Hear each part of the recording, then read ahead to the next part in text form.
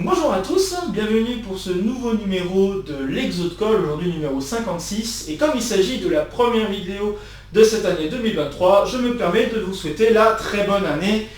Plein de bonnes choses, le bonheur, la santé et évidemment la réussite. Donc pour les concours, pour le bac, pour plein d'autres trucs, peu importe. Voilà, les examens, vraiment plein de réussite, que vos vœux s'exaucent pour cette année, j'ose l'espérer, et puis voilà, plein de belles choses quoi. Donc j'espère que ça vous donne un petit sourire d'entendre ça, puisque bon, je dois certainement être genre la centième personne à vous dire ça, voire même peut-être plus que ça. Mais bref, ça fait toujours du bien d'entendre ces quelques vœux, c'est la coutume, et puis bon voilà, ça fait du bien quoi. Bref. Donc pour commencer cette année 2023, je vous propose d'attaquer un exercice assez intriguant, un résultat qui est à l'intersection de la théorie des groupes et de la probabilité, et qui s'énonce ainsi. Soit G un groupe fini, non abélien, on pose P de G la probabilité que deux éléments choisis aléatoirement dans le groupe commutent, et on veut démontrer que la probabilité en question est inférieure ou égale à 5/8. Donc voilà, c'est un joli résultat, peu connu.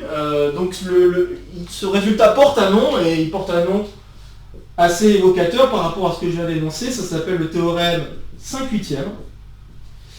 Et ce théorème 5/8, comme vous pouvez le voir, donne une borne supérieure à une probabilité de commutativité. Donc c'est comme ça que ça s'appelle, ce P de G. La probabilité de commutativité de G. Donc la probabilité de commutativité de G, c'est exactement ce que je viens d'écrire ici.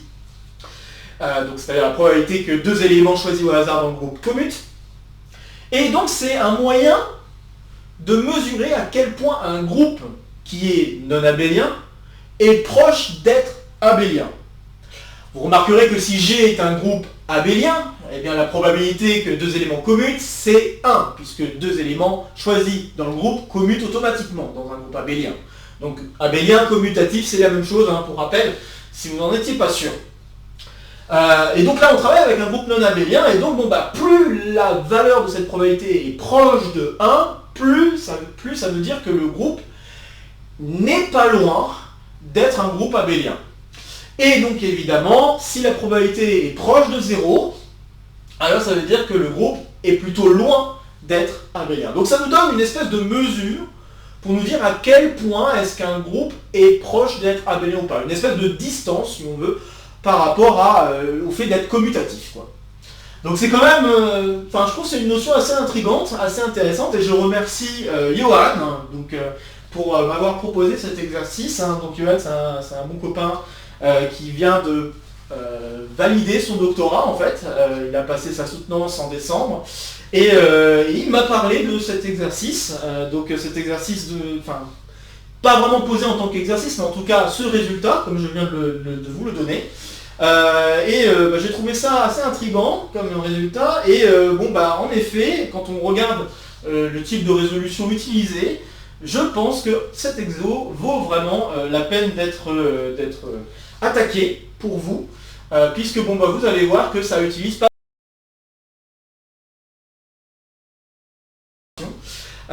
puisque comme je vous ai dit, on est dans une espèce d'intersection entre deux mondes, et voilà, donc ça c'est en effet un résultat peu connu, et je pense que ça vaut vraiment le coup qu'on lui mette un petit projecteur dessus pour cet exo, quoi.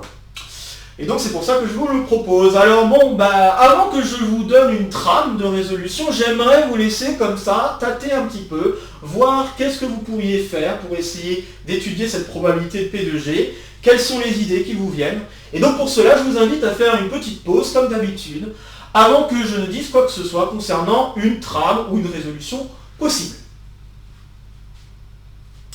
On est bon ? Alors on est parti.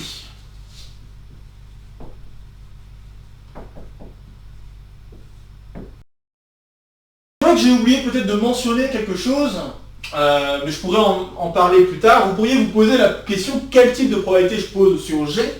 La probabilité que ici je vais poser sur G, c'est juste dire si je choisis un élément au hasard dans le groupe, c'est une probabilité uniforme, donc il y a une chance sur le cardinal de G de tomber sur un élément de G, voilà, un élément fixé de G. Tout simplement. Donc on ne va pas s'embêter avec des mesures plus compliquées, mais on pourrait établir le même type de résultat si on travaillait avec d'autres mesures, d'autres types de probabilités que la probabilité uniforme. Je ne vais pas rentrer dans les détails là-dedans, mais en tout cas, vous allez peut-être, pour ceux qui sont un petit peu plus loin dans les études, vous pourriez avoir peut-être une idée de quelles sont les propriétés que doit vérifier la mesure de probabilité, si on veut, quelle propriété doit vérifier la mesure de probabilité pour que ce résultat tienne encore, si on changeait la probabilité uniforme par un autre type de probabilité. Mais là, je ne vais pas m'étendre là-dessus, je vais juste travailler avec la probabilité uniforme, donc comme je viens de le dire, la probabilité de choisir un élément fixé dans le groupe, ça va être 1 sur le cardinal de G. Très bien. Bon. Alors, maintenant que j'ai discuté rapidement de cette histoire de probabilité, on va écrire une trame, et je vais vous proposer la trame suivante. Donc je me suis mis quelques petites notes parce que la résolution est assez longue et j'aimerais essayer de détailler certains points, pas forcément détailler tous les points, mais je pense que ça va être assez intéressant. En tout cas, je vais essayer de vous laisser en exercice des choses vraiment simples, et les choses un peu plus difficiles, je vais les détailler devant vous. Donc nous avons essentiellement 4 points à regarder. Alors je vous donne une trame que je vais effacer parce que bon, question de place dans le tableau.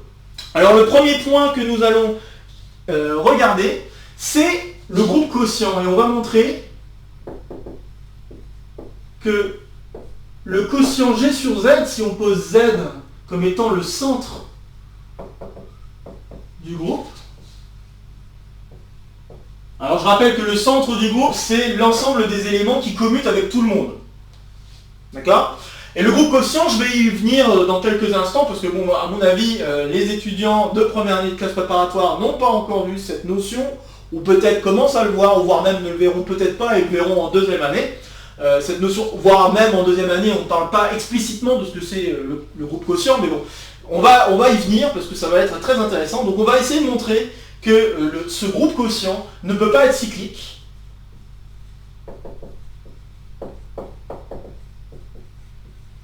Donc ça va être le premier point. Le deuxième point, ça va être de justifier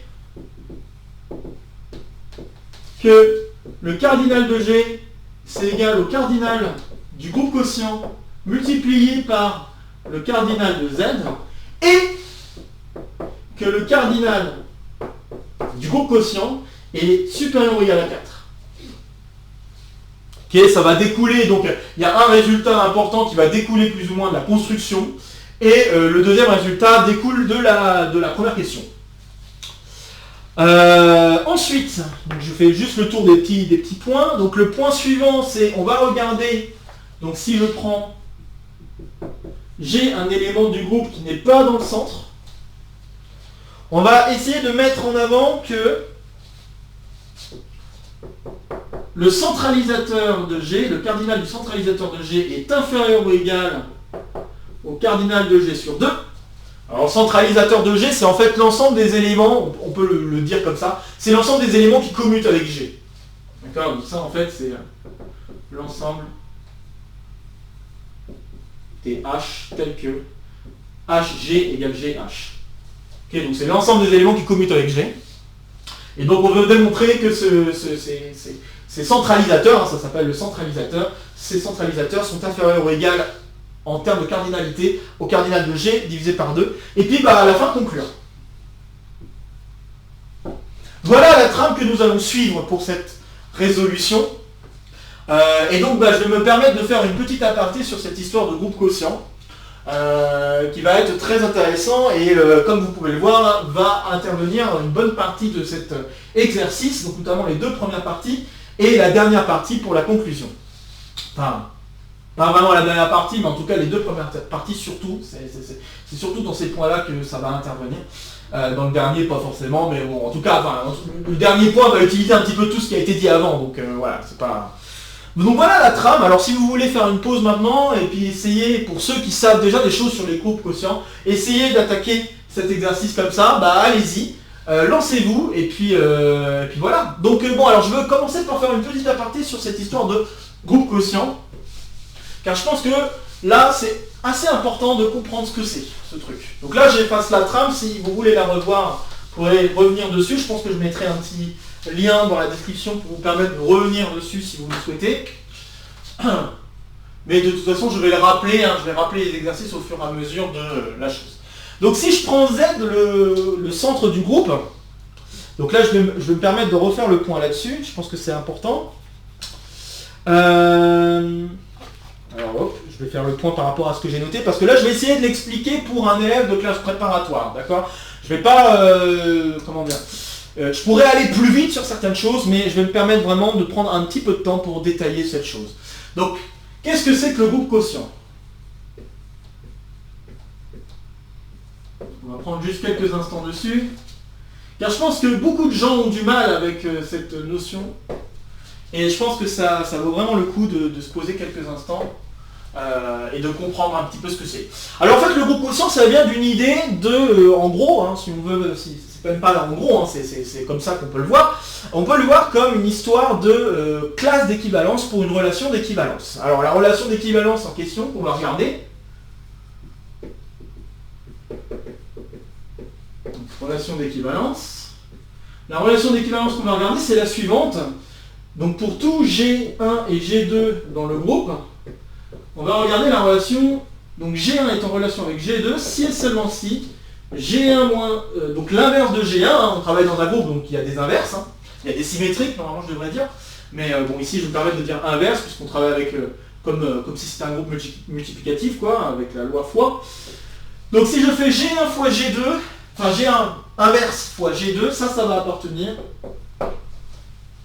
à Z. D'accord? Donc on pourrait refaire la même chose si je remplace Z par un autre type de sous-groupe, pour l'instant. D'accord? Donc je pourrais travailler avec cette relation d'équipe. Donc c'est pas très difficile de vérifier. Donc là je vous laisse en petit exo vérifier que ça c'est bien une relation d'équivalence.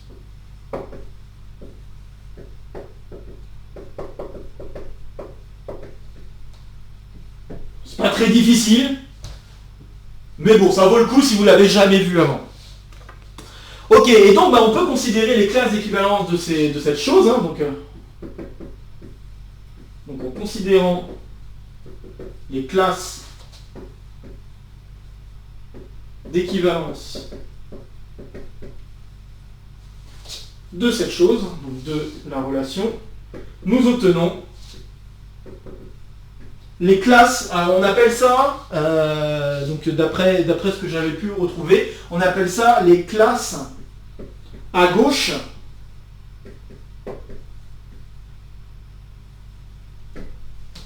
de G suivant Z. Suivant Z. Z le groupe.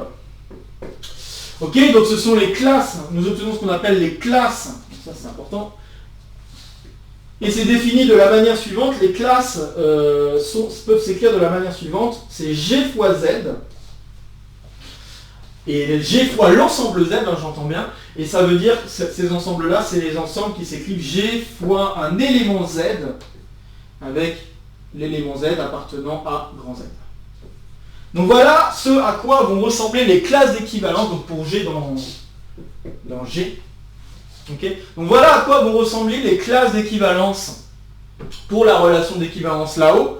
Et donc la relation d'équivalence me dit en particulier que G1Z égale G2Z si et seulement si les deux éléments sont en relation. D'accord? Donc voilà, alors là ce sont les classes à gauche, on peut définir les classes à droite de la même manière.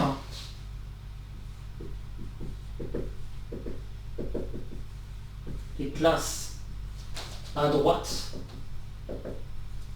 de même. Donc les classes à droite, ça va être Z fois G, qui vont donc être les multiplications de Z avec G pour Z dans grand Z. Ok. Bon, et puis vous pouvez vous poser la question, est-ce que ces classes-là, donc dites à gauche et à droite, sont les mêmes? Eh bien en général, non. Si je travaille avec n'importe quel groupe, ça ne va pas être le cas, étant donné qu'il y a des questions de commutativité ou des choses à respecter qui ne le sont pas. Ici, ça va très bien marcher puisque Z est un groupe bien particulier qu'on appelle un sous-groupe normal ou distingué ou invariant, il y a différents termes possibles.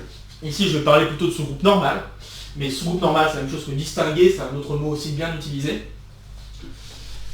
Et je vais vous expliquer ce que ça veut dire, groupe distingué, parce que ça, je pense que c'est intéressant de savoir que certaines notions qu'on utilise en exercice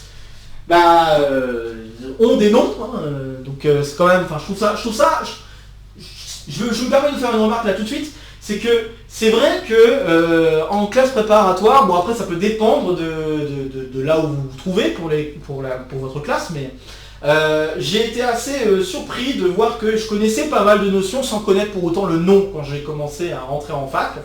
Et je trouvais ça un peu dommage qu'on ne nous ait pas donné le vocabulaire associé à certaines choses. Donc là, notamment, cette histoire de groupe distingué, ou groupe normal.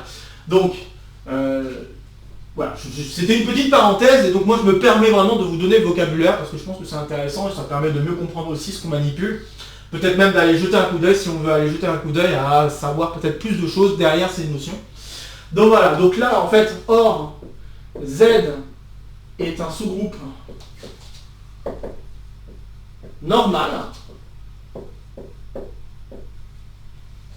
de G.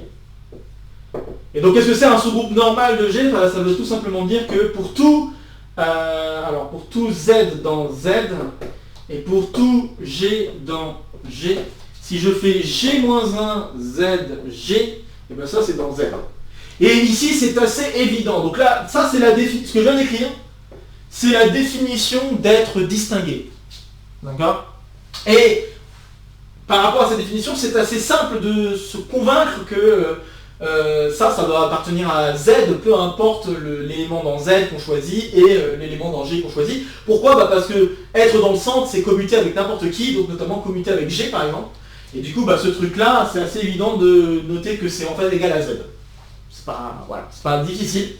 Donc, il est clair que le centre d'un groupe est un sous-groupe normal ou un sous-groupe distingué du grand groupe. Donc c'est assez évident ça. Alors en partant de ce constat, eh bien on peut montrer, dans ce cas bien précis, on peut montrer que pour tout G et G, pour tout G dans G, je voulais dire, donc pour tout G dans G, eh bien GZ est égal à ZG. Donc c'est-à-dire que les classes à gauche, c'est les mêmes que les classes à droite. Ok? Alors, à quoi ça me mène tout ça? Ça me mène au fait que je peux définir une loi de multiplication, donc une loi qui va découler, qui va être héritée de la loi qui est posée sur G, si on préfère. C'est-à-dire que je peux poser, par exemple, sur les classes d'équivalence, je peux poser la relation suivante. Donc on peut poser une loi sur les classes d'équivalence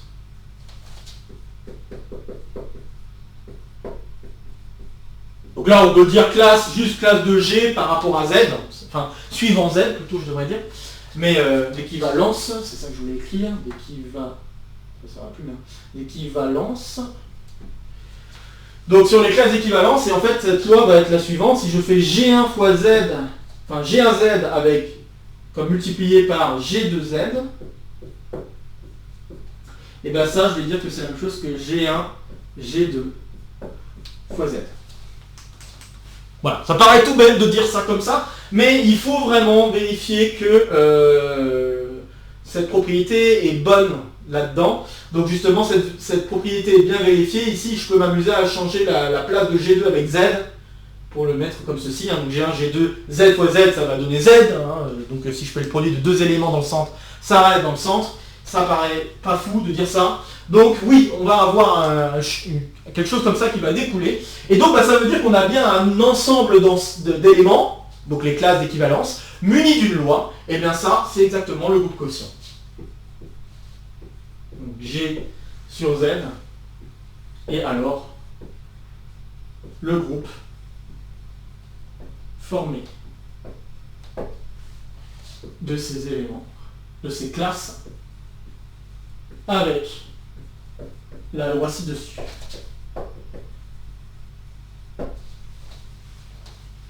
Ok, donc voilà comment ça marche le groupe quotient.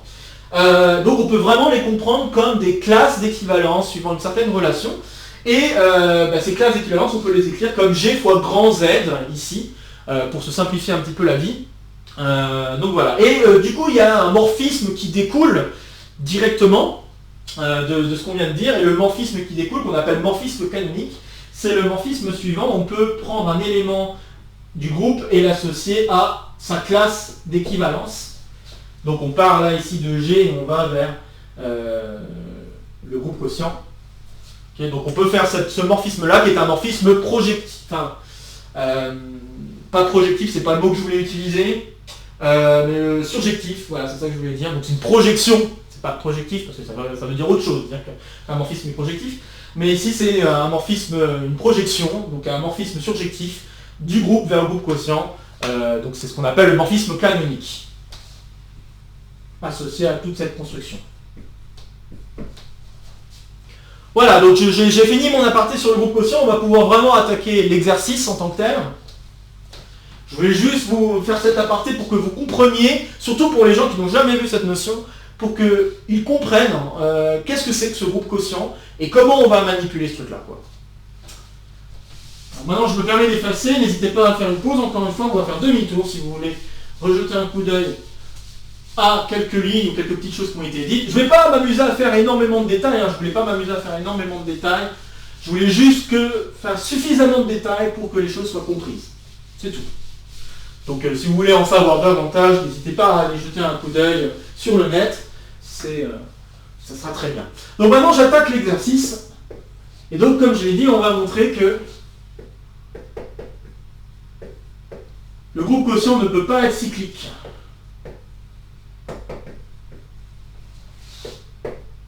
Voilà, il va falloir se souvenir ce que ça veut dire cyclique.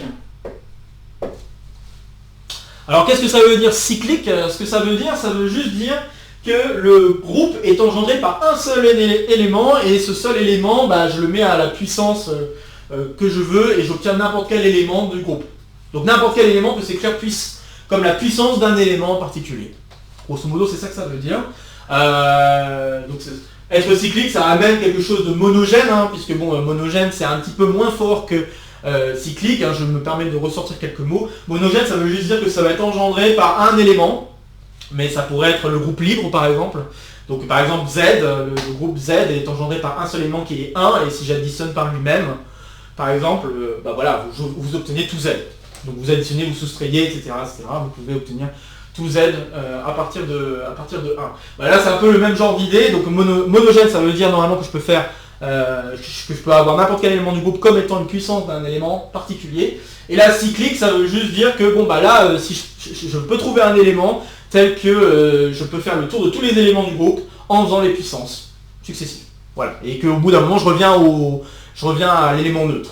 D'accord? Donc ça c'est important, cyclique, ça veut dire qu'au bout d'un moment je reviens aussi à l'élément neutre. Bon, alors n'hésitez pas à faire une petite pause pour essayer de bien comprendre ce que je veux dire par là, en disant que le groupe ne peut pas être cyclique. Et n'hésitez pas donc à essayer par vous-même avant que je ne dise quoi que ce soit maintenant.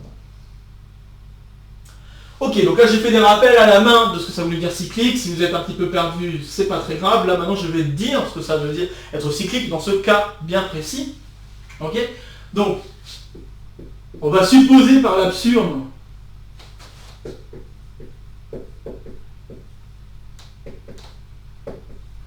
que le groupe quotient est cyclique.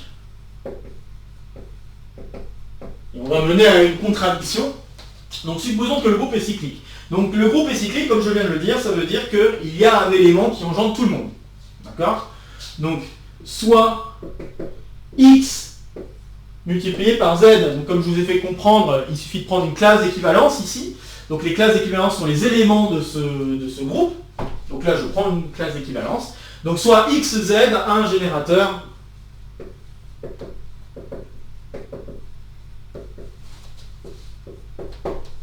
de G sur Z. Très bien. Et donc qu'est-ce que ça veut dire être cyclique? Donc être cyclique amène à monogène, c'est pour ça que j'ai cette question de générateur qui intervient.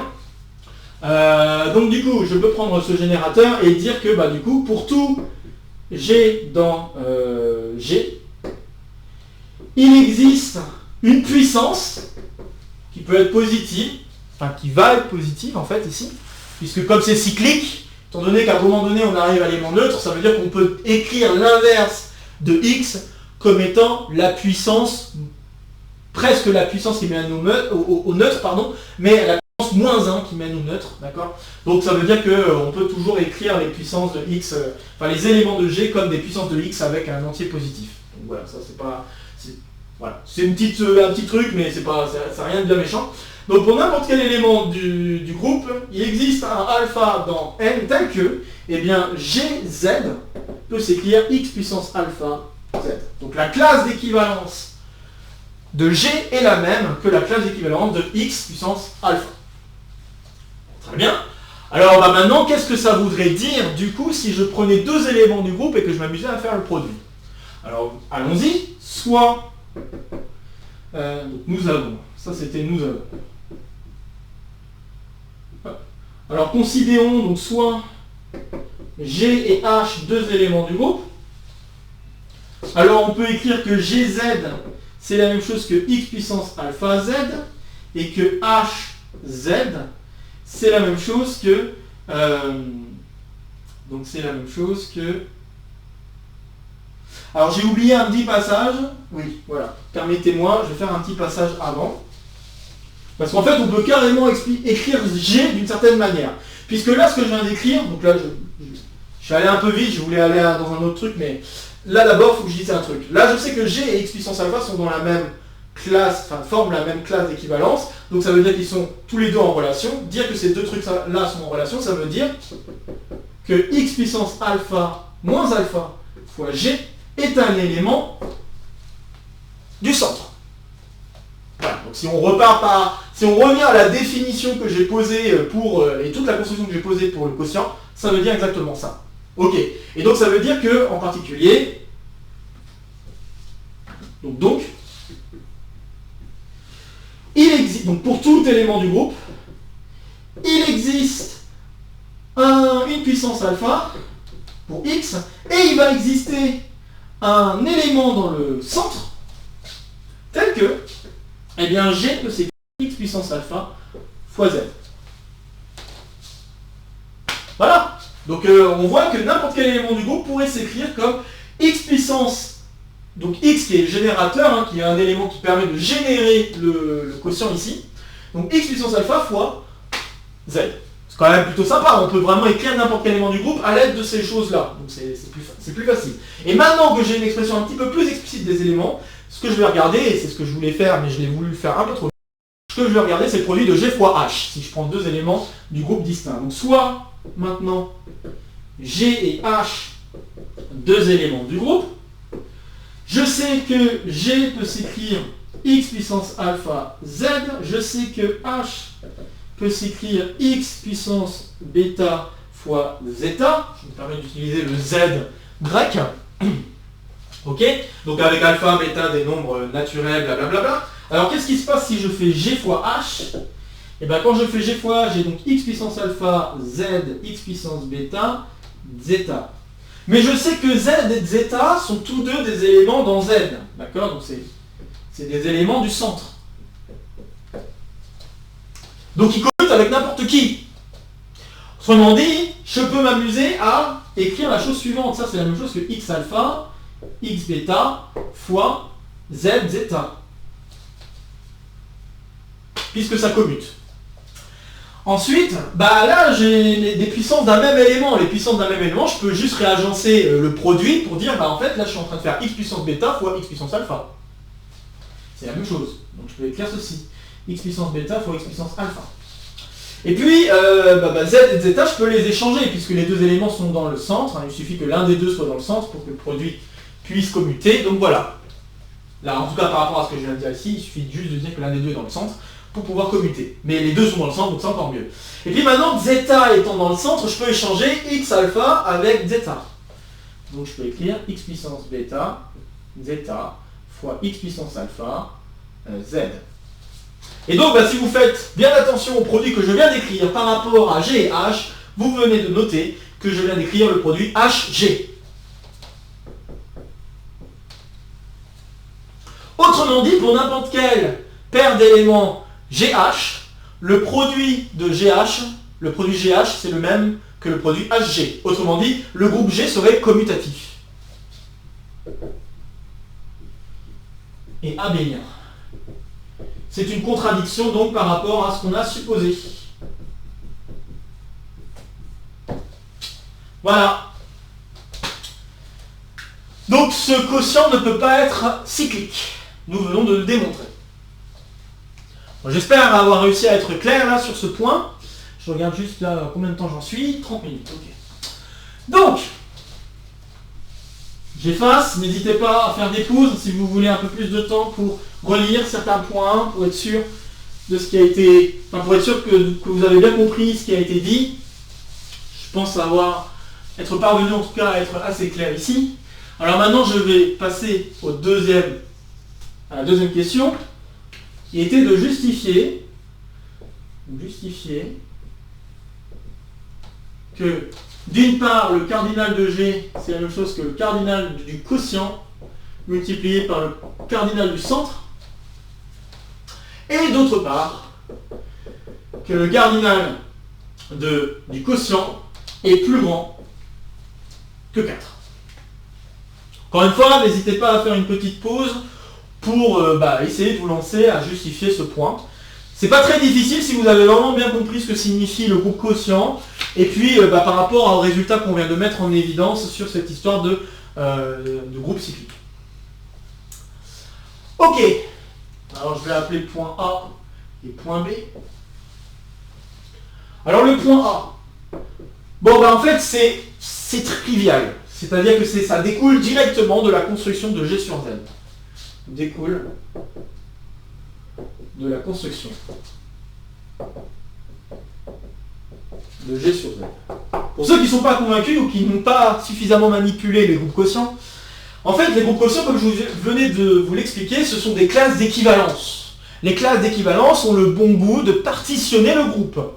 D'accord ? Donc ça veut dire quoi ? Ça veut dire que si je fais l'union pour G dans G de G, Z, ça me fait... alors il faut juste faire un petit peu attention aux notations. Mais là ce que je suis en train de dire c'est que si je fais le tour de ces choses-là, mais si je m'amusais plutôt à faire le tour, donc je vais me permettre d'écrire ça comme ça, parce que sinon ça va donner l'impression que je ne fais pas vraiment une partition.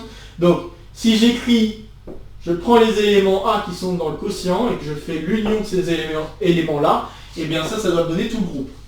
D'accord ?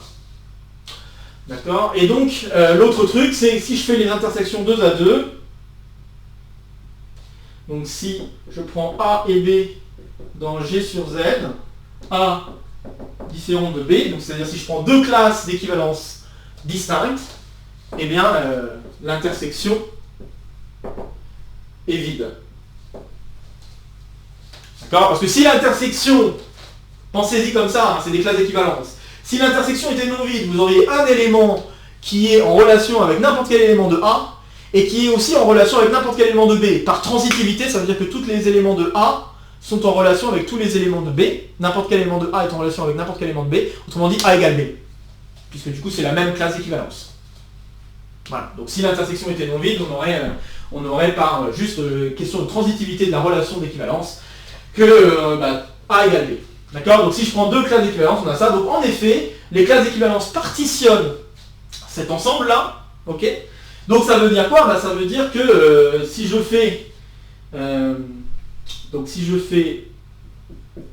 écrire le cardinal de G, je peux le réécrire comme le cardinal de A pour A dans G sur Z.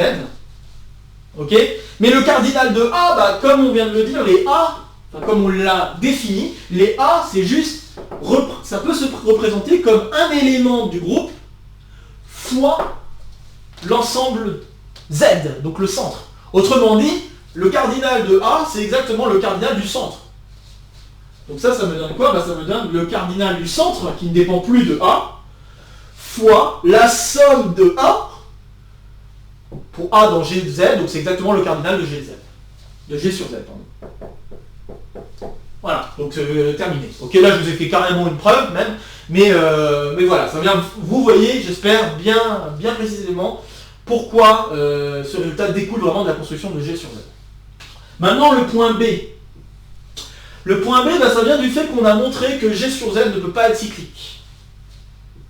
Donc cela vient de 1. En effet, on sait déjà que G n'est pas abélien. Donc G n'est pas abélien. Donc déjà, automatiquement, le centre est différent de tout le groupe. Et ça signifie déjà que le cardinal de G sur Z est différent de 2. Différent de 2. Et supérieur ou égal à 2, c'est ça que je voulais dire. Pas différent de 2 pour l'instant. Et supérieur ou égal à 2. Et puis, il y a des cas de figure à considérer. C'est si le groupe, le cardinal de ce groupe est égal à 2, et si le cardinal de ce groupe est égal à 3. Alors, si le cardinal de ce groupe est égal à 2, donc si le cardinal de ce groupe est égal à 2, et bien là, un groupe avec 2 éléments, vous n'avez pas le choix, ça va être cyclique. C'est-à-dire que le groupe en question, et ça je vous laisse le vérifier par vous-même, le groupe en question va être isomorphe, donc on peut faire un morphisme de groupe avec Z sur 2Z. Donc être cyclique, ça revient à en fait dire qu'on est lié à un Z sur NZ, ou en tout cas un produit de Z sur NZ. Enfin bref, je ne vais pas rentrer dans les détails, mais en tout cas ici on peut montrer que si on a un groupe, et c'est pas très difficile de s'en convaincre, si j'ai un groupe avec 2 éléments, automatiquement le groupe est isomorphe à Z sur 2Z. Puisqu'il doit y avoir le neutre et un élément qui doit être son propre inverse du coup. Si le cardinal de G sur Z est égal à 3, alors là ça demande un tout petit peu plus de boulot, mais pareil, on va pouvoir conclure que ça va être Z sur 3Z. Et autrement dit, le groupe serait cyclique. Encore une fois. Donc ça veut dire que le cardinal de groupe ne peut pas être plus petit que 4. Plus petit strict à 4. Alors vous pourriez me poser la question, oui mais si je prends un groupe à 4 éléments, est-ce que ce groupe est cyclique? La réponse c'est non. Et il y a un très bon exemple. Donc, exemple de groupe non cyclique à 4 éléments. C'est le groupe de Klein. Groupe de Klein. Alors c'est quoi ce groupe? C'est un sous-groupe de S4. Donc de l'ensemble des symétries dans l'ensemble, un sous-groupe du groupe symétrique, je devrais dire. Donc du groupe symétrique à 4 éléments, c'est-à-dire l'ensemble des permutations, c'est un sous-groupe de l'ensemble des permutations de 1n, donc de 1,4 ici, plutôt. Et donc ce sous-groupe est défini par identité et des produits de double transposition. Donc on a celui-là, 1, 2, 1, 3 avec 2, 4, et on a, il me manque 1, 4 avec 2, 3. Voilà, donc je vous rappelle, alors oui j'ai fait une bêtise, ici c'est 3, 4. Hop, voilà. Donc je vous rappelle, les transpositions c'est ce qui échange juste 1 et 2, c'est les bijections qui échangent juste 1 et 2, 3 et 4 ici, etc. Ça échange juste 2 éléments. Et donc là je fais des produits de double transposition, donc c'est des doubles transpositions, devrais-je plutôt dire. Donc c'est des doubles transpositions, et ces doubles transpositions vous remarquerez qu'ils sont à support disjoint, ça a son importance. Et ça forme un sous-groupe de S4, et même je pourrais ajouter que ça forme un sous-groupe du groupe alterné A4, et c'est même un sous-groupe distingué ce truc là. Donc un sous-groupe normal, maintenant que je vous ai dit des choses là-dessus, je peux le dire. Mais voilà, je vous laisse vous amuser à vérifier que ce sous-groupe-là, enfin que ce groupe-là est bien un sous-groupe, enfin que cet ensemble-là est bien un groupe, pardon. Donc je vous laisse vous amuser à vérifier que ce groupe-là est bien, enfin cet ensemble-là est bien un groupe, et de vérifier que ce groupe-là n'est pas cyclique. Voilà. Donc ça c'est un petit exercice, je vous laisse le vérifier. Donc voilà, donc si je prends un groupe à 4 éléments, il est tout à fait possible que le sous-groupe en question ici ne soit pas, enfin que le groupe en question, pardon, je veux dire, donc si je prends un groupe à 4 éléments, il est probable que le groupe à 4 éléments n'est pas cyclique, puisque voilà un exemple de quelque chose qui n'est pas cyclique à 4 éléments. Ok, donc je viens de terminer ce deuxième point, je vais attaquer maintenant le troisième point. Le troisième point, c'était par rapport au centralisateur. Encore une fois, n'hésitez pas à faire des pauses, On va rejeter un coup d'œil à certaines choses que j'ai pu dire. Ça fait pas de mal. Hop. Hop. Troisième point. Alors le troisième point, c'était de montrer que donc, si je prends G qui est dans le groupe mais pas dans le centre, alors le cardinal du centralisateur, il est inférieur ou égal au cardinal de G sur 2. Alors je rappelle que le centralisateur, c'est l'ensemble des H dans G, donc le centralisateur d'un élément G, c'est l'ensemble des H dans G tel que H fois G fois H-1 est égal à G. Et donc ça revient à la même chose que de dire que l'on prend des éléments qui commutent. Donc HG égale GH. Donc ça, dans le centralisateur, ça se définit comme ça. Et c'est équivalent à prendre des éléments qui commutent avec G. Ça a son importance, puisque, comme on le dit depuis le début, même si on a mis un peu cet exercice de côté, même si on l'a mis en trame de fond, je vous rappelle qu'on veut étudier la probabilité que si je choisis deux éléments au hasard dans le groupe, les deux éléments commutent. Donc ça a son importance, puisque si je prends un élément G d'abord, il faut que le deuxième élément soit dans C de G. D'accord? Si je veux que les deux commutent. Et donc bon, voilà, ça a son importance d'étudier cette cardinalité. Et vous allez voir à quel point ça va être important. Bon, très bien, alors j'ai ce truc-là à montrer. Alors pareil, comme d'habitude, n'hésitez pas à faire une petite pause avant que je ne dise quoi que ce soit pour justifier ce petit résultat qui n'est pas très difficile. Mais il faut un petit résultat. Il faut un petit résultat sympa. Bref, je me répète un petit peu, c'est pas grave.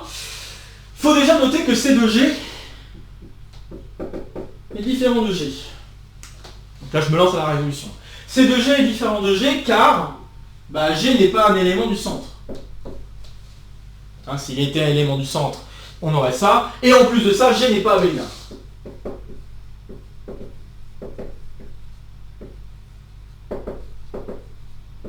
Bon, eh bien, il y a un petit théorème qu'on peut appliquer qui découle de la construction du quotient que je vous ai expliqué, parce que, encore ici, on pourrait s'amuser à travailler avec les classes. Donc si vous vous souvenez, là, au tout début, quand j'ai parlé... C'est pour ça que j'ai parlé de ça au début, parce que je pense que c'est bien aussi pour comprendre tout l'ensemble de ces choses-là. Donc, j'ai expliqué que si j'avais un sous-groupe, je pouvais regarder une relation d'équivalence bien particulière qui m'a amené à regarder ce qu'on appelle donc les classes à gauche ou les classes à droite du groupe. D'accord? Donc je vous avais expliqué ça. Du groupe, donc les classes à gauche, du groupe suivant un sous-groupe. Okay, et j'avais pas encore besoin de cette question d'avoir un sous-groupe distingué ou normal. Ici, C de G n'a aucune raison a priori d'être un sous-groupe normal ou distingué. Mais le début de la construction marche encore. Et si le début de la construction marche encore, ça veut dire qu'on a encore des classes d'équivalence. Et si on a des classes d'équivalence, ça veut dire qu'on a encore une partition de notre ensemble G en fonction de H fois C de G. Et donc, si on a encore ça, on a encore le résultat qui va me permettre de dire que le groupe G est égal en cardinalité au cardinal de C de G fois un cardinal qui correspondrait aux classes d'équivalence, au nombre de classes d'équivalence. Bon voilà, et en fait ce théorème, ça peut s'écrire comme théorème de Lagrange, j'aurais pu le mentionner plus tôt. Je le mentionne maintenant. Pourquoi? Parce que ce résultat-là marche pour n'importe quel sous-groupe, et pas juste sous-groupe distingué, sous-groupe. D'accord? Donc ça veut dire que ce théorème de Lagrange me dit que le cardinal de C de G, donc du centralisateur, donc le cardinal de n'importe quel sous-groupe, divise le cardinal du groupe. Et la preuve découle du même type de construction que ce que j'ai fait pour le groupe quotient. Il faut juste s'arrêter au moment où je parle du fait d'avoir Z qui doit être normal par rapport à G. Si on s'arrête là, on a tout de même encore des classes d'équivalence, etc. Et donc, ces classes d'équivalence partitionnent l'ensemble G.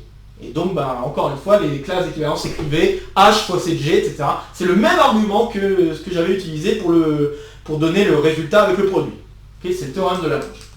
Je me permets également de faire une référence à un autre exo que j'aurais pu faire une référence aussi avant, mais je la fais maintenant, puisque c'est la deuxième fois et normalement la dernière fois que j'utilise ce résultat-là. Ça peut faire référence à un truc qu'on a vu lors d'un ancien exo de colle, notamment un petit exo de colle, et je me permets de mettre cette référence, je le mettrai en description. Il s'agit de l'exode-call numéro 4, pardon, petit exode-call numéro 4. Donc dans ce petit exode-call numéro 4, on regarde en fait le groupe HK, où j'ai H et K qui sont des sous-groupes de G, et HK c'est l'ensemble formé des produits d'un élément de H et un élément de K. Et en fait on étudie le cardinal de ce truc-là. Le cardinal de ce truc-là, il se trouve qu'il y a un lien avec le cardinal de l'intersection, le cardinal de H, le cardinal de K, etc. etc. Et donc bon bah en fait on est dans des cas de figure où l'intersection est réduite à 1.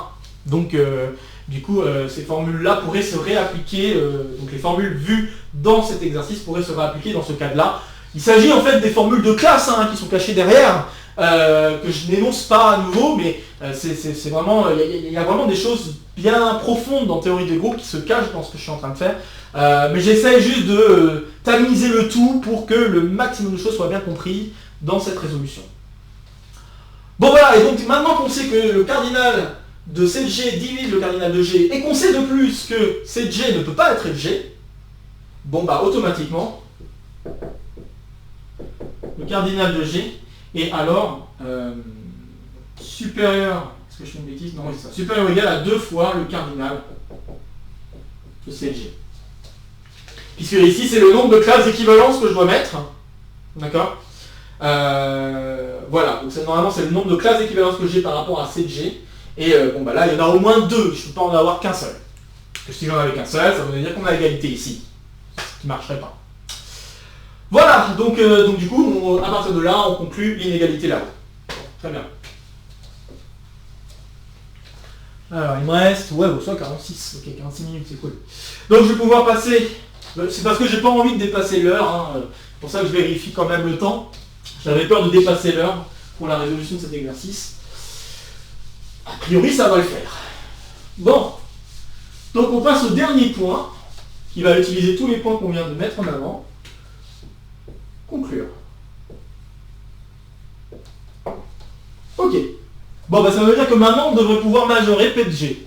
Très bien. Alors, explicitons un petit peu plus ce que c'est P de G. Si on l'explicite un petit peu plus, P de G, c'est donc le cardinal des paires GH dans G2 tel que GH égale HG.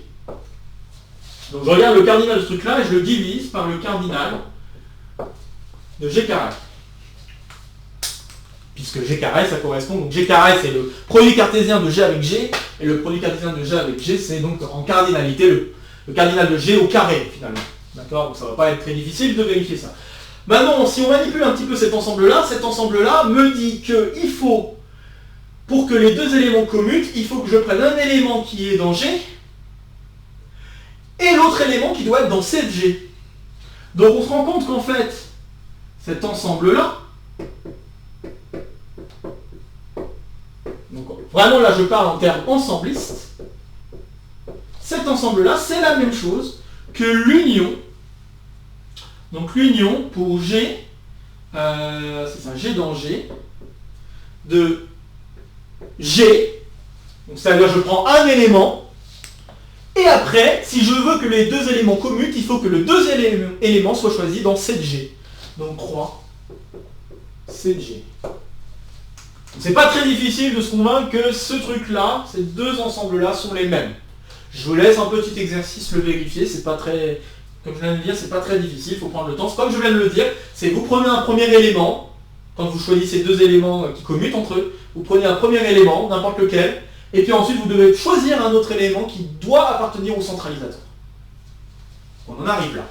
Ok, alors du coup, en termes de cardinalité, ça veut dire quoi? Ça veut dire que le cardinal de la première chose, oups, oui, c'est ça que je voulais faire, le cardinal de la première chose, eh bien ça va être inférieur ou égal à la somme, pour G dans G, de cardinal de cet ensemble-là, mais ce cardinal de cet ensemble-là, c'est juste 1, très bien, fois le cardinal du centralisateur de G.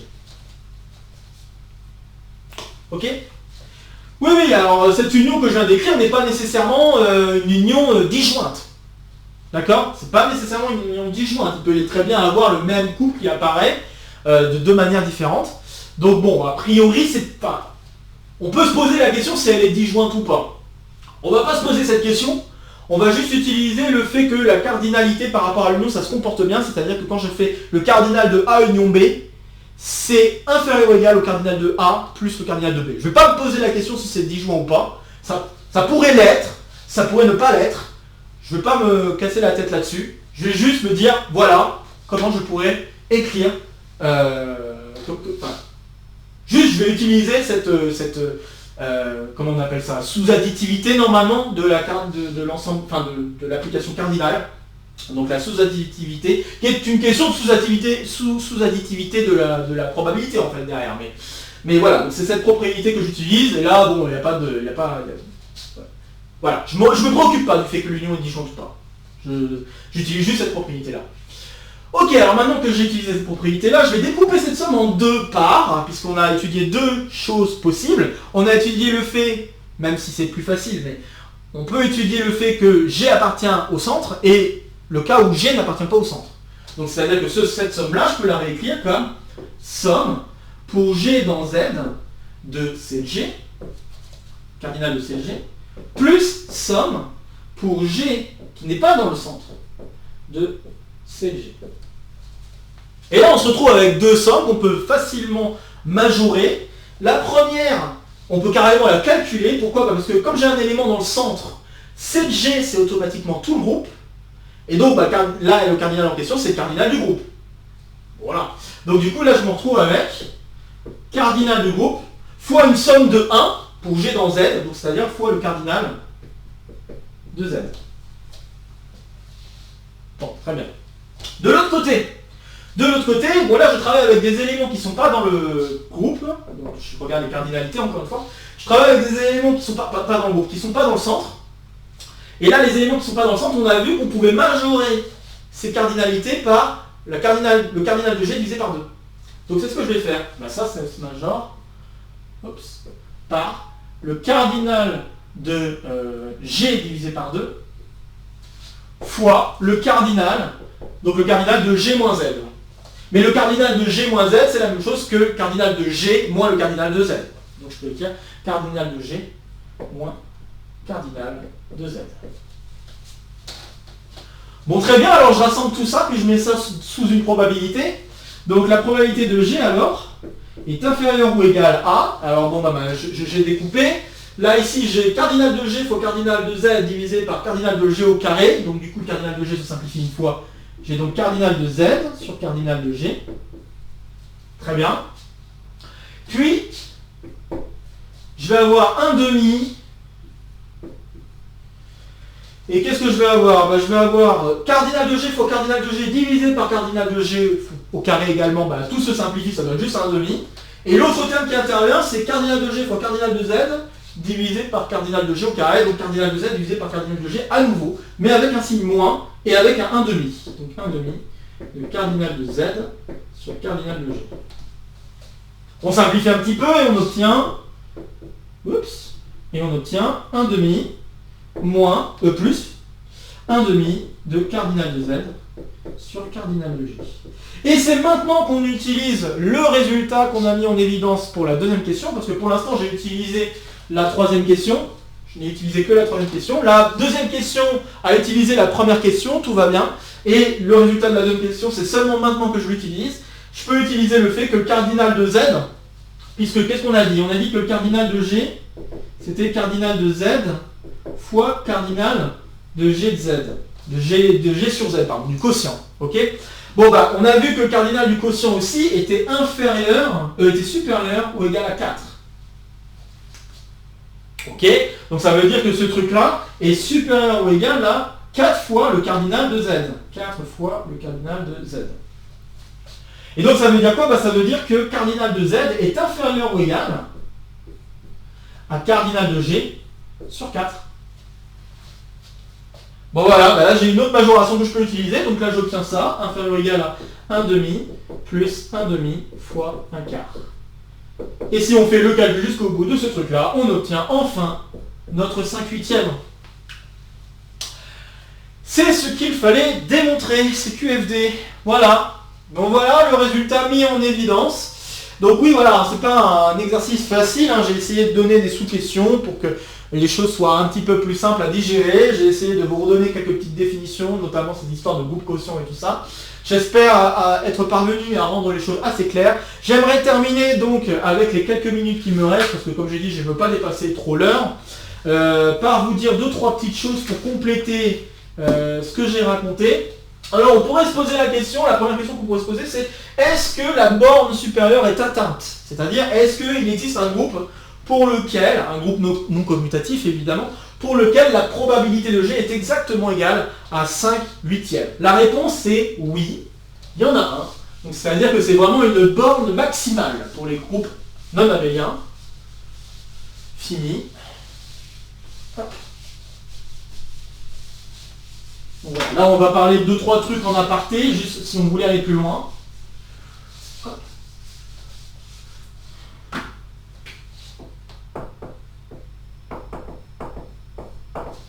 Donc en effet, il existe un groupe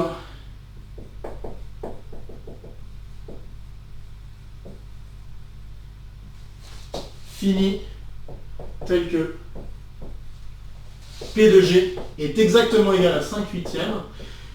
Et ce groupe, bon bah je vais vous en parler un petit peu, c'est le groupe diédral, c'est un groupe diédral.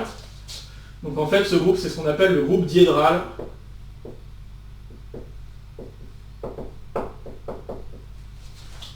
d'ordre 8. Et ce groupe diédral se note D4 ou D8. Ça dépend des gens. Moi, je vais le noter D4. Vous allez comprendre très vite pourquoi D4. Alors, tout d'abord, je vais donner une présentation de ce groupe. Donc, c'est-à-dire, je vais vous donner des générateurs et des relations. Donc, les générateurs, ça va être S et R. Et je veux que S au carré, ça fasse identité, l'élément neutre. Je veux que R4, ça donne l'élément neutre. Et je veux également que SR, S-1R, ça donne également l'élément neutre. Voilà, là je vous ai donné une présentation du groupe, j'ai deux générateurs, le S et le R, et à partir de ces relations, j'ai un groupe. On peut s'amuser à vérifier quels sont les éléments qui appartiennent à ce groupe. Et en fait, ce groupe, bah, c'est ce qu'on appelle également le groupe d'isométrie. C'est des transformations continues, bien particulières, hein, linéaires, bref, plein d'autres choses. Donc je vais juste en parler rapidement, c'est le groupe de symétrie du carré dans le plan. Donc c'est l'ensemble des transformations géométriques qui préservent, des transformations géométriques continues en un certain sens, mais en tout cas linéaires, ça c'est au moins ce qu'il faut. Linéaires et plein d'autres choses certainement, mais oui, qui préservent la norme, voilà c'est ça, linéaires qui préservent la norme. Donc c'est des transformations linéaires qui préservent la norme et qui rendent le carré invariant. Donc c'est-à-dire que si je dessine un petit carré là, ou je schématise un carré, ok, eh bien les deux transformations en question qui peuvent préserver, donc les générateurs dont je parle, hein, les deux transformations qui préservent et qui génèrent D4 sont la symétrie par rapport à cet axe-là, donc par rapport à la diagonale d'un carré, par exemple. Et on a également, donc ça c'est S, et puis on a également la rotation, que je vais représenter ici. On a la rotation, d'accord, donc la rotation d'angle pi sur 2, pardon. Donc d'angle pi sur 2, la rotation pi sur 2, et la symétrie par rapport à la diagonale du carré sont les deux isométries qui vont engendrer le groupe diédral. Donc après on peut s'amuser à vérifier les relations. Si je fais 2 fois la symétrie, ça marche. Si je fais 4 fois la rotation, ça marche. Et ce truc-là un peu plus compliqué, je vous laisse vous amuser à le vérifier. Voilà, et puis bon si on s'amusait donc à déterminer tous les éléments qui sont dans ce groupe diédral et à voir quelle est la probabilité que deux éléments commutent, et bien on verrait que le résultat ça serait 5/8. Bon, pour vous aider à faire le calcul de ce résultat, on peut aussi regarder ce qu'on appelle les classes de conjugaison, car en effet, il y a une formule explicite pour cette probabilité. Formule entre guillemets explicite. Et la formule explicite est la suivante. P de G, ça va être K de G sur le cardinal de G. Et ici, K de G, ça correspond au nombre de classes de conjugaison.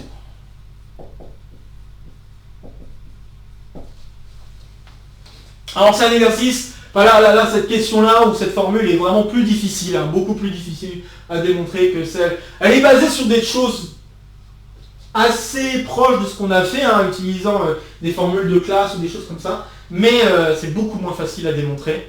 Bon voilà, c'est un résultat très intéressant. Donc là, qu'est-ce que ça veut dire? Ça veut dire que si vous voulez calculer cette probabilité là-haut, il vous suffirait d'étudier les classes d'équivalence pour la relation, enfin pour la conjugaison. Donc la conjugaison, je rappelle que dire que deux éléments sont équivalents pour la classe de conjugaison, ça peut être bien de le rappeler. Donc G est équivalent à H pour la classe de conjugaison. Donc les deux éléments sont dits conjugués si et seulement si il existe un H, je sais pas, un I dans G, tel que G est égal à I-1 HI. Voilà. Donc c'est ça, être dans la même classe de conjugaison qu'un élément, ok, et donc d'avoir des éléments conjugués. Et si on regarde les classes de conjugaison, c'est donc les classes d'équivalence pour cette relation, hein, eh bien le nombre apparaît dans cette formule de probabilité. C'est quand même assez intriguant et assez intéressant. On pourrait enfin aller un tout petit peu plus loin également, si on voulait. Et là, je vais juste terminer sur ce dernier point. Donc le dernier point, c'est plus ou moins un point qui peut se diviser en deux. Juste pour dire qu'il y a encore d'autres trucs qu'on pourrait faire par rapport à cette probabilité, c'est que on pourrait faire des raffinements, et ces raffinements seraient par exemple, qu'est-ce qui se passerait si je travaillais, est-ce qu'il y a une borne inf, par exemple? Est-ce qu'il y a une valeur par laquelle je peux minorer ce P de G? La réponse est non. Il n'y a pas de borne inf. Et on peut même être plus explicite, on peut trouver un groupe G tel que la probabilité de commutativité de G est exactement égale à 1 sur n pour n'importe quel n. Je vais ici pour tout n. C'est naturellement nul. On peut trouver. Voilà. Donc je ne vais pas expliciter les groupes qui vérifient ce genre de propriété, ou, enfin en tout cas les groupes connus qui vérifient cette propriété, parce que bon, il y en a peut-être plein d'autres, mais je veux juste vous énoncer que voilà, la question de borne inf, il n'y en a pas. Et puis l'autre question, c'est si on travaillait avec un groupe pire que juste non abélien, on pourrait travailler avec des groupes simples. Et donc si on travaille avec des groupes simples, alors déjà je vais expliquer ce que ça veut dire, groupe simple. Groupe simple, ça veut dire que si je regarde les sous-groupes distingués du groupe en question, donc du groupe G disons, eh bien les seuls sous-groupes distingués qu'admet un groupe G seraient lui-même et juste le trivial, c'est-à-dire le groupe avec uniquement l'élément neutre. Okay, donc c'est ça que ça veut dire avoir des groupes simples. Alors un exemple d'un groupe simple, c'est A5. Donc le groupe alterné, c'est un très bel exercice d'ailleurs. Peut-être que je le ferai, je ne sais pas, mais groupe alterné A5. Voilà. Donc le groupe alterné A5, c'est l'ensemble des... comment dire? C'est le groupe formé... Ouais, on va dire ça comme ça. C'est le groupe formé par les permutations de S5 qui ont une signature égale à 1. Donc la signature, je vous rappelle, c'est le epsilon de sigma, là, et ça compte le nombre de transpositions qu'il vous faut pour écrire un élément dans le groupe symétrique, ok? Enfin, c'est pas que ça compte, mais c'est moins 1 puissance, donc c'est-à-dire que vous avez moins 1 si le nombre de transpositions que vous avez besoin pour écrire l'élément du groupe est impair, et si le nombre est pair, c'est 1, et donc du coup le groupe alterné, c'est celui avec tous ceux qui ont un nombre de transpositions égal à... Enfin, un nombre de transpositions pair qui doit être utilisé pour les écrire. Donc si je veux raffiner avec les groupes simples, on peut raffiner donc notre borne supérieure, et la borne supérieure devient bien plus petite. Elle devient 1 sur 12. Donc on s'éloigne, quoi. À partir du moment où on travaille avec un groupe simple, on s'éloigne encore plus de la possibilité d'être proche, si on peut dire, d'être un groupe abélien. Bon voilà, je vais m'arrêter là-dessus. Je pense avoir dit pas mal de choses, j'espère avoir réussi à être assez clair sur tout ce que j'ai pu raconter. Sinon n'hésitez pas encore une fois à faire une pause, à revenir en arrière sur les vidéos, ça vous aidera à mieux comprendre les différents points que j'ai pu donner pour cette vidéo, et ça marche également pour les précédentes vidéos. Bon, Eh bien, sur ce, comme d'habitude, si vous connaissez des gens qui seraient intéressés par le contenu de la chaîne ou par juste cette vidéo, n'hésitez pas à partager, n'hésitez pas à laisser un petit pouce ou à laisser un commentaire, ça fait toujours plaisir, ou alors juste laisser un commentaire si vous avez une question ou quoi que ce soit, c'est plutôt dans ce sens-là d'abord, et après, si vous voulez dire 2-3 belles choses en commentaire, ça fait toujours plaisir, c'est toujours très agréable, j'en ai encore reçu des bons commentaires pendant ces vacances et ça fait vraiment très plaisir, ça me motive toujours autant. Donc peut-être quelques petites informations, mais je pense que je vais faire une vidéo à part sur les informations, je dirais juste ça. On s'approche du 100e exo de colle, car si vous avez fait vos comptes et que vous regardez le nombre d'exos de colle que j'ai effectué jusqu'alors et le nombre de petits exos de colle que j'ai fait jusqu'alors, nous en sommes à 99 exos que j'ai traités jusqu'à maintenant. Et donc le prochain exo, que ce soit un exo de colle ou un petit exo de colle, sera donc le 100e exo de colle. Il aura fallu alors 2 ans pour pouvoir proposer 100 exos de colle différents, ce qui est pas négligeable. Donc ça veut dire que la chaîne, étant donné que j'avais comme but de donner 300 exos, au moins 300 exos dans ma banque, dans cette banque d'exercices en tout cas, je peux me permettre de dire ma banque, puisque étant donné que c'est des exercices que je choisis, des choses comme ça, ou qui sont proposés, et je le forme au fur et à mesure, donc je peux me permettre de dire ma banque. Donc dans cette banque d'exercices, on arrive à 100 exos, et donc en 2 ans, et donc comme j'ai dit, le but étant d'atteindre au moins 300 exos, je pense qu'on est encore bon pour 4 ans. C'est ça que ça veut dire. Donc c'est plutôt bon signe. Après tout dépendra bien sûr de mon temps libre et tout ça. Mais bon bref, je vous donnerai d'autres informations dans une vidéo qui va sortir en même temps que celle-ci. Et puis peut-être que je ferai des vidéos infos un petit peu plus souvent. On verra bien. Sur ce, portez-vous bien. Encore une fois, une très bonne année. Et je vous dis à très vite pour de nouvelles aventures mathématiques. Salut à tous!